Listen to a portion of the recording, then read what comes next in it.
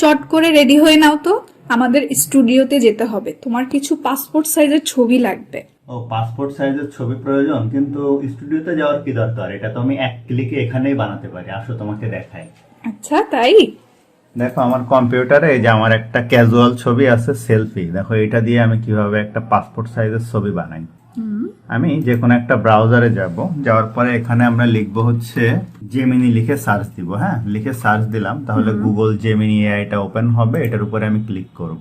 Click করার পরে এখানে টুলস থেকে আমি সিলেক্ট করব ক্রিয়েট ইমেজ, এবং এখানে প্লাস আইকনে ক্লিক করে আপলোড ফাইলে যাওয়ার পরে আমার ডেস্কটপ থেকে ওই যে ছবিটা, এই যে আমার এই ছবিটা, এটার উপর ক্লিক করে এই যে ওপেন করব।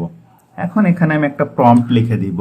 আমি এখানে লিখে দিব আমার এই ছবি থেকে একটি passport size formal navy blue suit পরা ছবি বানিয়ে দাও, ব্যাকগ্রাউন্ড সাদা থাকবে। জাস্ট এইটুকু কথা আমি লিখে দিলাম। দেওয়ার পরে আমি সাবমিটের উপরে ক্লিক করি। এখন দেখো কত সুন্দরভাবে এখান থেকে আমার একটা পাসপোর্ট সাইজের ছবি দেখো তৈরি হয়ে গেছে।